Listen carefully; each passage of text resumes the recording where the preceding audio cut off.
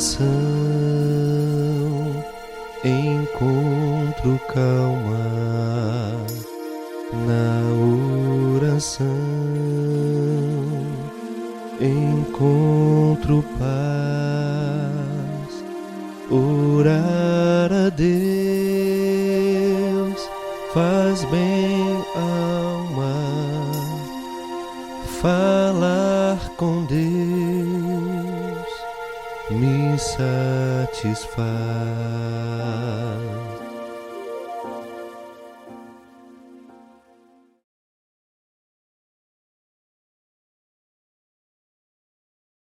Esse mês. E por que não falarmos também a respeito do nosso Pai Celestial? A gente aproveitar também essa oportunidade para a gente remeter o nosso coração ao Senhor. E durante esse mês, a nossa proposta é exatamente isso. É a gente falar sobre as lições memoráveis sobre a oração. Nós temos muito conteúdo sobre oração. E também é verdade que, por mais que a gente tenha tanto conteúdo, por mais que a Bíblia fale tanto sobre oração, a gente percebe que a gente ainda ora pouco, ainda está aquém, daquilo que nós deveríamos estar, uma vez que a oração, como nós cantamos aqui, é falar com Deus. A oração é falar com Deus. E eu gostaria de refletir com vocês, é um assunto, claro, simples, sobre uma oração muito importante. Nós temos no capítulo 17 de João, se você quiser já deixar aberta aí a sua Bíblia, a gente está hoje aqui, nesse primeiro domingo, onde nós também estamos diante da mesa do Senhor. E nós estamos neste culto solene de Santa Ceia, e esse é um evento que a gente repete mês a mês. A gente sabe que Jesus foi morto, foi entregue por nós, e a Santa Ceia representa, então, este momento. Nós temos aqui simbolizado o corpo e o sangue de Jesus. Mas, quando a gente fala sobre lições memoráveis de oração, eu gostaria que a gente pensasse, porque essa oração de Jesus aqui, do capítulo 17, ela é extremamente importante não apenas pelo conteúdo dessa oração. São 26 versículos, nós não vamos fazer a leitura completa, mas eu encorajo você a que faça a leitura durante essa semana, leia este capítulo inteiro, é uma oração magnífica, e a gente teria lições aqui para falar durante anos sobre essa oração de Jesus. Mas o que me ressalta aqui, quando eu olho para essa oração, não é apenas o conteúdo da oração, mas o contexto em que essa oração também acontece. A gente está aqui diante de uma oração, uma declaração de Jesus que precede um dos momentos mais angustiantes que ele iria passar. Um dos momentos mais difíceis que Jesus sabia que ia enfrentar. Jesus, logo mais, vai ser entregue. E tem todo esse esquema acontecendo, onde Jesus vai ser traído, onde Jesus vai ser esbofeteado, onde Jesus vai ser ridicularizado, onde ele vai ser condenado injustamente. E, claro, todo esse contexto espiritual também que estava acontecendo, mas é exatamente neste contexto de Jesus saber o que iria acontecer com ele, de Jesus saber sobre os sofrimentos diversos que o aguardava, é nesse contexto que Jesus faz a oração de João 17. Só que, quando a gente imagina assim, poxa, Jesus, ele sabia tudo o que ia acontecer e ele vai fazer uma oração. E eu fico pensando assim que essa atitude de Jesus, ela gera uma reflexão, não sei se você consegue fazer ela também. Mas eu sempre penso assim, imagine que dentro de algumas horas você fosse morrer. Imagina que você está sabendo, que daqui a algumas horas você não estará mais aqui, você vai morrer. Ou seja, você não vai mais estar perto do seu cônjuge, você não vai mais estar com os seus filhos, você não vai mais estar com os seus familiares, você não estará mais com os seus amigos. Você vai morrer daqui a algumas horas. A pergunta é, o que você faria? Quais seriam as suas últimas palavras? Quais seriam os seus últimos gestos? Já parou para pensar? Se você soubesse que morreria, quais seriam os gestos que você se dedicaria a realizar? Eu fico pensando assim que eu gostaria de fazer algo grandioso para gerar alguma memória na vida daqueles a quem eu amo. Então, se eu fosse morrer, eu fico pensando, o que eu falaria para os meus filhos? Que atitude eu teria para com a minha família? O que eu poderia fazer para marcar a vida deles, para deixar alguma lição memorável para eles? Para que quando eu partisse, o efeito dessa ação, desse gesto, nunca mais desaparecesse. O que eu faria? E talvez você também fica pensando, às vezes vem aquela ideia, né, de dizer algumas frases, né, tipo assim, eu diria que eu amo eles, né, e claro que isso é importante, a gente deveria falar isso mesmo, mas o que mais? Né, o que você faria? Que gestos você teria, né, sabendo que vai morrer? E a gente pensa em coisas grandiosas, né? Algumas coisas que a gente poderia fazer, que a gente não faz no dia a dia. Mas a pergunta que eu faço é, o que Jesus fez, então? Porque Jesus passou por essa situação. Jesus está aqui consciente de que daqui a algumas horas ele vai ser separado dos seus. O que Jesus fez? E aí o texto me fala, Jesus orou. Jesus orou. E a primeira lição que eu gostaria de deixar com vocês, que eu aprendo, é que os íntimos, eles precisam saber que nós valorizamos a oração. Essa é a primeira lição. Os seus íntimos precisam saber que você valoriza a oração. Um pouquinho antes ali, o final do capítulo 16, versículos 32 e 33, acompanha a leitura aí.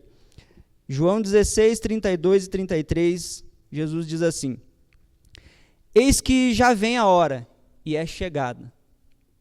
Que hora que é essa? A hora do quê? A hora que ele seria morto, a hora que ele seria entregue, a hora que a paixão aconteceria. Eis que já vem a hora e a chegada, em que sereis dispersos, cada um para a sua casa, e me deixareis só. Contudo, não estou só, porque o Pai está comigo. Estas coisas vos tenho dito para que tenhais paz em mim. No mundo passais por aflições, mas tende bom ânimo, eu venci o mundo. Então Jesus está reunido com os seus e daqui a algumas horas ele vai morrer. E a fala de Jesus é exatamente essa. Olhe, é o seguinte, chegou a hora, eu vou morrer. Todo aquele plano, aquele projeto que eu falei para vocês desde o primeiro dia que a gente começou a andar junto, vai ser consumado agora. Chegou a hora. E isso vai acontecer e eu digo mais, vocês vão ser dispersos. Vocês vão, inclusive, me deixar sozinho. Só que vocês estão enganados, porque eu não estou só, porque o Pai está comigo. E eu quero falar uma coisa para vocês. Vocês também vão ter muitas aflições. Muitas. Mas tenham um bom ânimo, porque eu venci o mundo. E a princípio, talvez os discípulos ainda estavam meio, como assim vencer o mundo? Como assim aflição? Do que ele está falando? Mas o ponto-chave aqui, que a gente falou, é que os íntimos, eles precisam saber que nós valorizamos a oração. Perceba que esse é o final do capítulo 16, Jesus profere essas palavras, e no capítulo 17 agora ele vai orar junto com os seus discípulos. Ele está diante dos seus discípulos. E ele vai então elevar os olhos aos céus e fazer uma oração.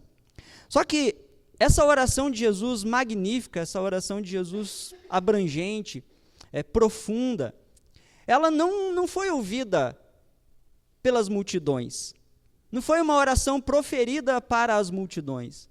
Não foi uma oração proferida para os líderes, para os sacerdotes, para os religiosos. Não foi uma oração que o povo, os romanos, ouviram.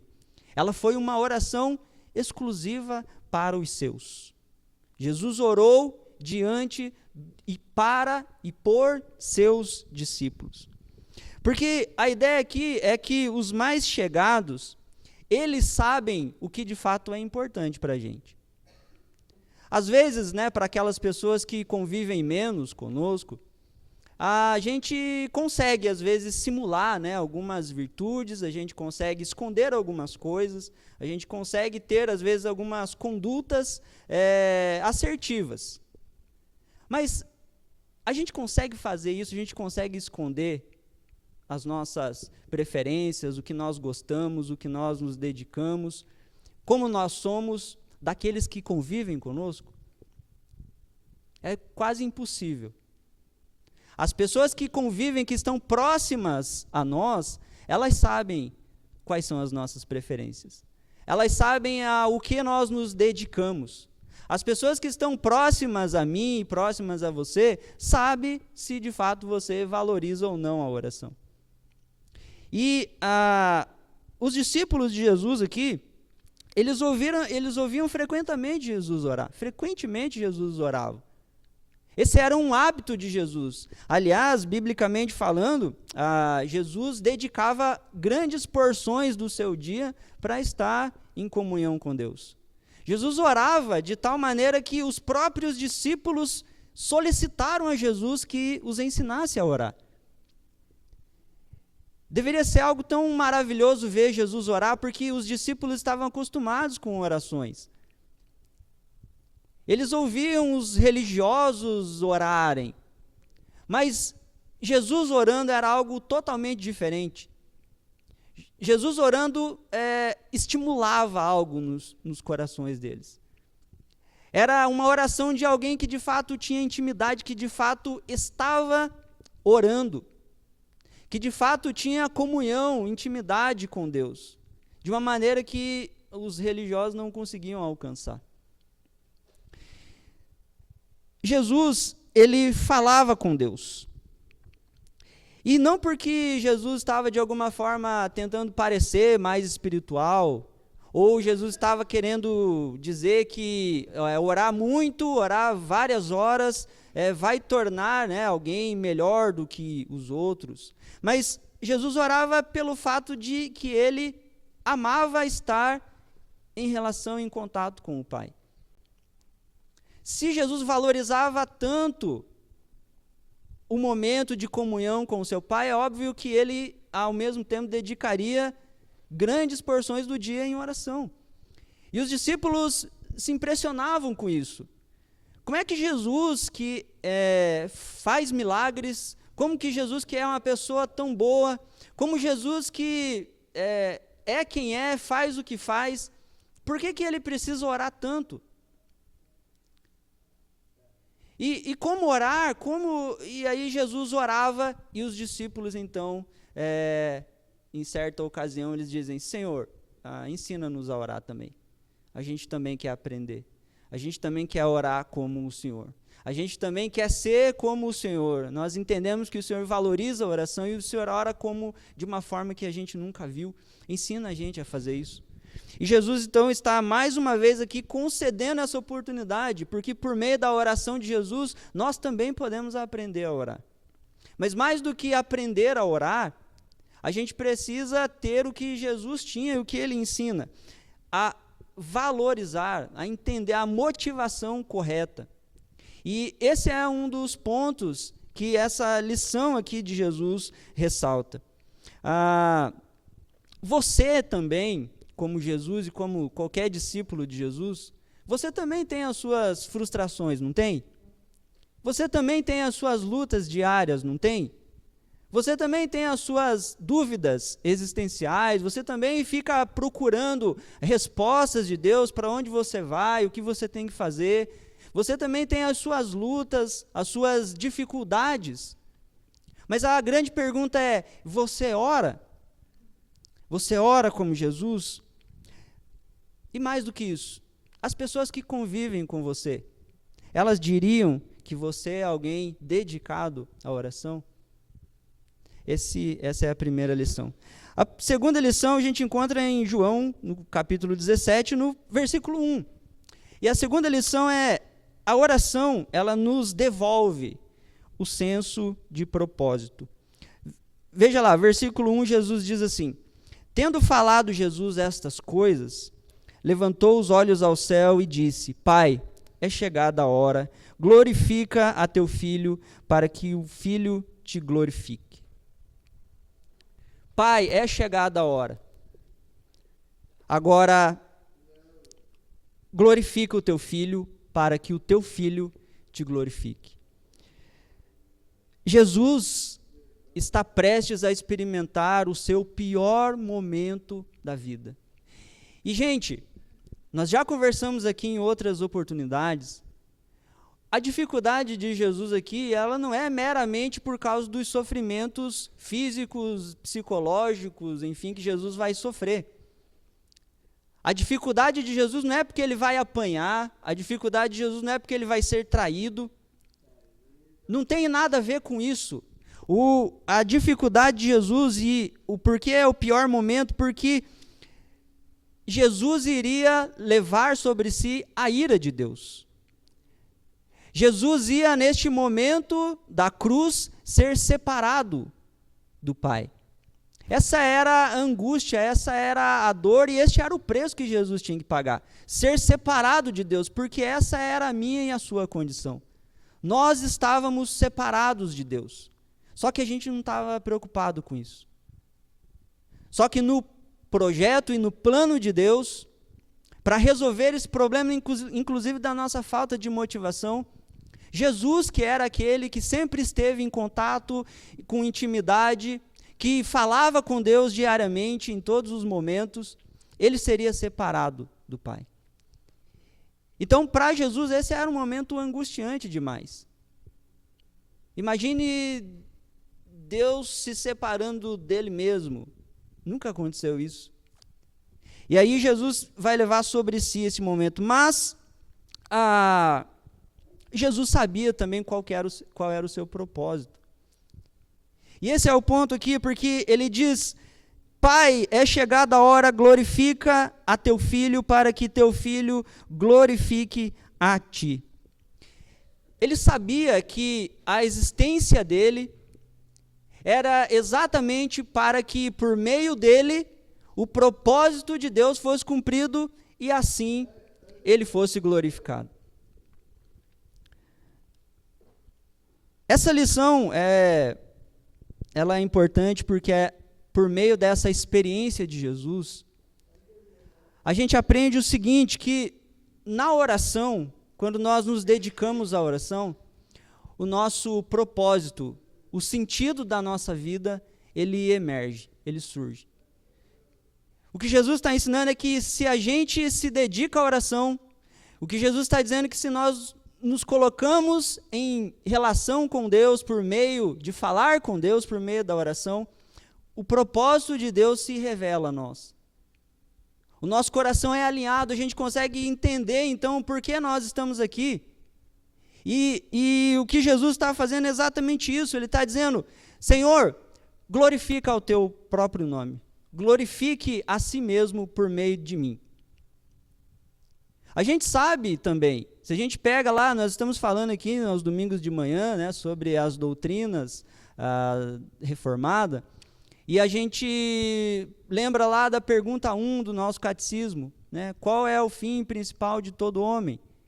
E a gente sabe falar, nós estamos aqui para glorificar a Deus. Nós estamos aqui para isso. Esse é o objetivo da nossa vida, glorificar ao Senhor. Só que o que uma coisa é a gente saber disso, né? A gente sabe responder essa pergunta. Mas o desafio é que quando a gente sai daqui, a gente vai estar no trabalho, a gente está envolvido em relacionamentos, a gente está estudando, enfim, a gente está em tantos ambientes e a gente não percebe, às vezes, que tem um bocado de coisa que demanda de nós uma dedicação e que a gente acaba se envolvendo com essas coisas e não percebe que muitas delas não têm nada a ver com glorificar a Deus. Por mais que a gente saiba que esse é o objetivo, mas não é incomum a gente pensar assim, não, tudo bem, eu estou aqui para glorificar a Deus, eu existo para isso. Só que é o seguinte, eu tenho que pagar minhas contas, então eu tenho que correr atrás, eu tenho que me dedicar. Porque essa conversa aí de evangelho é bacana, mas falar sobre o evangelho não paga as contas. Então eu vou ter que trabalhar, talvez eu vou ter que trabalhar mais ainda, ou e até mais. Porque o evangelho não paga minhas contas. Ou talvez a gente pensa assim, não, eu preciso cuidar da minha saúde. Eu preciso me dedicar a isso. Porque o que adianta falar do evangelho, mas não ter saúde? Então eu tenho que correr atrás. Eu tenho também que cuidar da minha família, né? Por favor. O evangelho é bacana, é uma mensagem bonita, mas eu que tenho que cuidar da minha família. Eu preciso viabilizar os planos que eu tenho para a minha vida. Eu preciso me dedicar a essas coisas. E aí a gente vai percebendo assim que tem um monte de coisa que desafia a gente a focar nelas. Um monte de demandas que exigem de nós a mesma dedicação. E aí a gente vai se dedicar a essas coisas e a gente acaba perdendo de vista o propósito principal do porquê nós fomos criados. Porque nós fomos criados para glorificar a Deus. Essas coisas, elas existem, elas precisam que a gente as realize. No entanto, o ponto-chave aqui é que se a gente deixa de lado essa concepção da oração, o que vai começar a acontecer com a gente? A gente vai começar a perder intimidade com Deus. E se a gente perde intimidade com Deus, a gente vai se afastando dele. Se a gente vai se afastando dele, a gente vai parando de ouvi-lo. E se a gente vai parando de ouvi-lo, a gente começa a perder o senso do nosso propósito. E por mais que a gente fale sobre essa prioridade de glorificar a Deus, às vezes a gente nem sabe o que isso significa. Porque Jesus viveu a sua vida para glorificar a Deus. E essa ideia é que onde quer que ele esteja, fazendo o que ele tiver que fazer, ele não perde de vista o seu propósito, porque ele orava. Estão conseguindo perceber a importância da oração? Você e eu, nós não fomos feitos para atender essas variadas demandas. Não é sobre a sua segurança, não é sobre a sua felicidade, não é sobre a sua conta bancária, porque no final das contas, quando você pensa nisso, é nisso que você está depositando a sua esperança de salvação. Eu vou ficar bem porque a minha conta diz isso. Eu vou ficar bem porque a minha saúde está em dia. Eu vou ficar bem porque eu tenho segurança, eu instalei um monte de câmera aqui na minha casa e não vai acontecer nada. No final das contas, a gente acha que está protegido por causa dessas coisas. E isso traz um certo comodismo, um certo conforto. E não raro, muitas pessoas que atingem esses lugares, eles perdem o seu propósito de vista. Eles começam a orar menos, porque, afinal de contas, a minha segurança já está garantida. Eles oram menos porque a minha saúde está ok. Eles oram menos porque os meus objetivos eu estou alcançando. Eles oram menos porque o sucesso indica que as coisas estão bem. Mas o que tudo isso tem a ver com Deus ser glorificado? Aí a gente percebe assim, a oração, ela alinha o nosso coração e Jesus começa dizendo assim, né, eu gosto desse versículo porque ele fala assim, Jesus erguendo os olhos aos céus. Essa ideia não é só a ideia de um movimento, né, você olhar para cima. Ela carrega um significado especial. A gente tem muito isso na Bíblia, né? Essas ideias de olhar para trás, né? Quando você olha para trás, não é só fazer um movimento de olhar para trás. Mas é a ideia de remeter, de olhar para trás no sentido de dizer assim, olha, lá era melhor, lá era mais seguro. Olhar para trás, em muitos textos da Bíblia, é ruim. Porque você está vivendo agora, a vida com Jesus é agora. E a ideia assim, é que diante de dificuldades a gente fica pensando, puxa, mas antes era melhor. Antes de eu me envolver com esse negócio de Jesus era melhor. Ou pelo menos eu tinha meios de resolver os meus problemas que eram mais fáceis e melhor. Agora parece que Deus quer que eu sofra. Você já teve essa impressão? Parece que Deus quer que o negócio não dê certo para mim. Mas o que Jesus está falando é exatamente isso. Jesus está dizendo, se perder a minha vida, se morrer, se ser separado do Senhor, traz glórias ao Senhor, que assim seja. Se for preciso eu ser lançado na fogueira, e isso vai trazer glória ao Senhor, que eu seja lançado. Se for preciso ser jogado na cova dos leões, e isso vai trazer glória ao Senhor, que assim seja. Se for para eu ser traído, que assim seja. Se a minha perda traz glórias ao Senhor, então que eu perca tudo. É isso que Jesus está falando. Porque o que importa é que Deus seja glorificado. E às vezes Deus é glorificado na nossa fraqueza. Às vezes Deus é glorificado quando a gente perde. Às vezes Deus é glorificado nas nossas tribulações e dificuldades. E como que a gente chega a essa conclusão? Estando conectado com Deus. E como a gente se conecta com Deus? Por meio da oração. A terceira lição aqui, e última, é que não há verdadeira união também sem a oração. Jesus ora sobre muitas coisas, ele pede para que Deus guarde os seus, que livre do mal. Jesus pede para que eles sejam santificados, purificados por meio da palavra. Mas quando chega lá no versículo 20, do 20 ao 23, o texto diz assim, essa oração, Jesus está orando ainda, ele diz, não rogo somente por estes, ele está falando ali dos seus discípulos, mas também por aqueles que vierem a crer em mim, por intermédio da sua palavra, a fim de que todos sejam um. E como és tu, ó Pai, em mim e eu em ti, também sejam eles em nós, para que o mundo creia que tu me enviaste.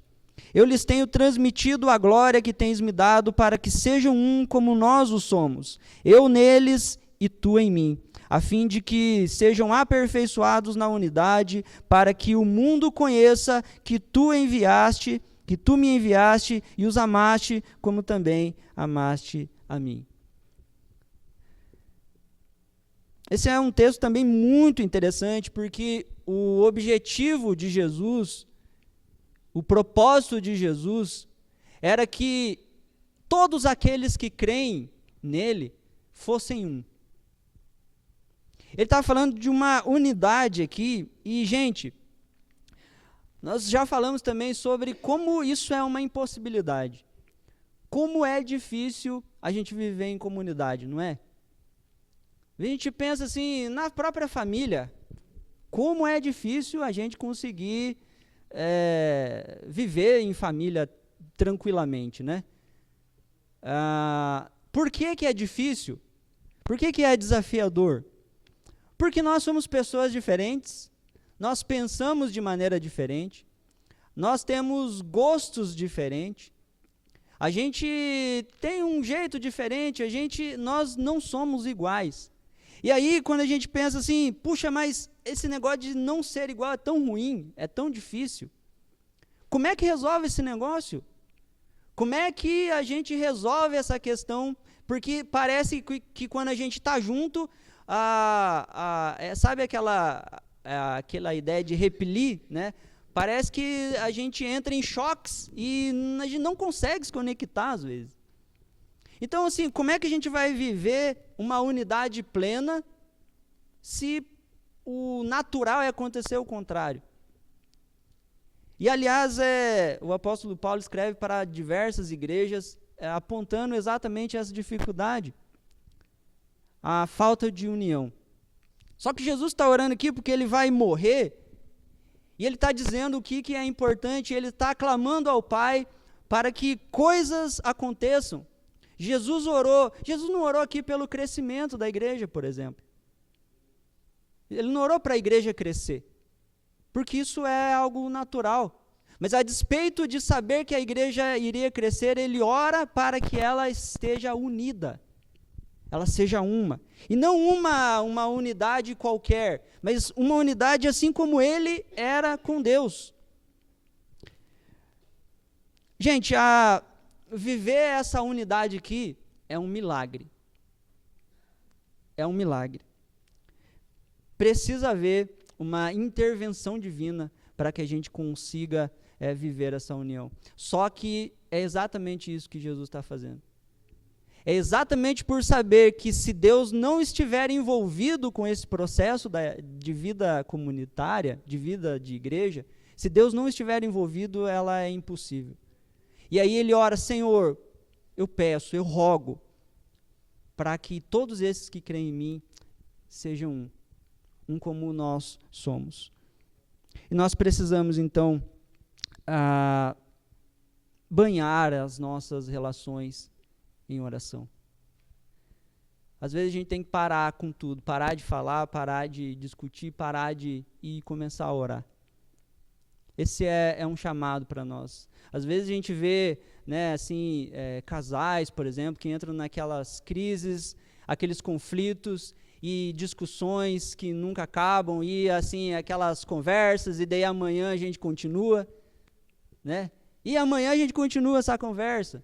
E depois da manhã, e daí já emenda com outras coisas, e esses conflitos constantes. O que está faltando? O que a gente pode fazer? E aqui nós temos uma lição preciosa. Gente, fica em silêncio e vai orar. Ora. Ora para que Deus abençoe o seu matrimônio. Ora para que haja unidade. Ora para que a cruz esteja no centro dessa relação, porque senão não vai dar certo.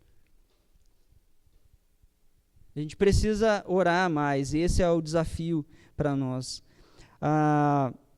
Só que tem um detalhe: a gente só aprende a orar orando. A gente está falando aqui sobre lições. Eu estou passando para vocês algumas lições que eu aprendi com esse texto, mas isso vai ser apenas informação se você não praticar. E está posto aí o desafio para você. Será que você pode fazer algo melhor por sua família do que orar por ela? Será que você pode fazer algo melhor por seus amigos do que orar por eles? Será que você pode encontrar o seu propósito, o seu significado de uma forma melhor do que orando? Do que alinhando o seu coração com Deus? Então, nesses termos, a oração é fundamental, mas é uma coisa que a gente não consegue ensinar falando. Não é um negócio, é igual andar de bicicleta, né? Ou andar de moto, né? Não tem como é que anda de moto, Eurípides? Você sobe, segura assim e vai. Não tem como, ele não tem como ensinar a gente. Ele vai falar assim: rapaz, sobe na moto e vai. Mas se eu cair? Pois é, pode acontecer. Pode acontecer. E mesmo com pessoas muito experientes, né? Pode acontecer. Mas é fazendo. Como é que eu aprendo a orar? Orando. Mas eu não sei orar direito. Mas você sabe, é assim mesmo que começa. Você sabe falar, você gosta de falar. Coloca as pessoas diante do Senhor, ora. Né?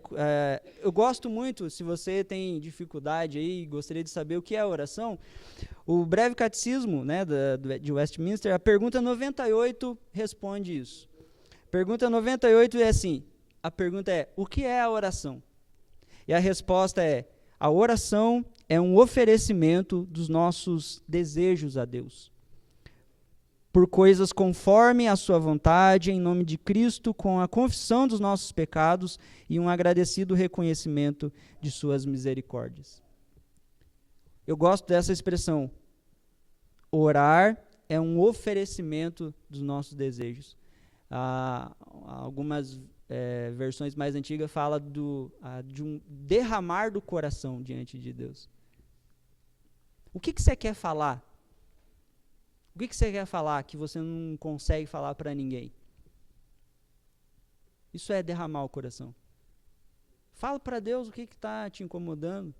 Fala para Deus sobre as suas dificuldades. Fala para Deus sobre os seus projetos. Compartilha com Ele. O teólogo Sproul, ele diz assim, tudo o que Deus faz é primeiramente para a sua glória, em segundo lugar, para o nosso benefício. Oramos porque Deus nos ordena orar, porque a oração o glorifica, mas também nos beneficia. Todo mundo sai ganhando quando a gente ora. Quando a gente ora, Deus é glorificado. Por quê? Porque a gente está obedecendo a Ele. Ele pediu, Ele mandou a gente orar. Só que quando a gente obedece a Deus e o glorifica por meio de orar, nós também somos beneficiados, porque Deus responde orações. Queridos, eu encerro dizendo o seguinte, se você pudesse perguntar para os discípulos de Jesus, se você tivesse um encontro com eles e você perguntasse assim, qual lição memorável Jesus deixou para eles antes de ir à cruz, provavelmente eles iam responder assim, olha, uma lição que o mestre nos deixou é que ele mostrou para a gente a importância da oração. A lição que o mestre deixou para a gente é que a gente deve ter uma vida dedicada a Deus. Porque é só assim que a gente consegue seguir em frente. E talvez eu faço aqui você refletir, talvez você se sinta fracassado na vida de oração. Talvez você pense assim, eu estou espiritualmente fraco porque eu não consigo orar. E talvez você pense isso assim, eu não consigo orar porque eu já me propus várias vezes a orar, tal horário, tal dia, só que daí eu oro 1 e 4 eu não oro. Daí eu faço outra proposta, mas eu não consigo levar adiante isso. E aí eu acabo acreditando que, por causa dessa dificuldade que eu tenho de orar, Deus até já largou mão. Eu falo que vou orar e não oro. Eu me proponho a orar e não cumpro a minha própria proposta. Puxa, isso talvez até alguns sintam que Deus já está distante demais. Eu oro tão pouco, quando eu lembro que eu preciso fazer isso, que Deus já está muito distante. Só que eu gostaria de dizer para você o seguinte, saiba que o Senhor, o seu Salvador, Ele está orando por você agora. Aliás, Jesus orou por você antes mesmo de você o conhecer. O versículo 20 fala isso para a gente, Jesus está orando pelos seus discípulos, e ele diz assim, não rogo somente por esses aqui, mas eu também rogo por aqueles que ainda hão de crer em mim. Isso é maravilhoso porque Jesus já orou por você. Já parou para pensar nisso?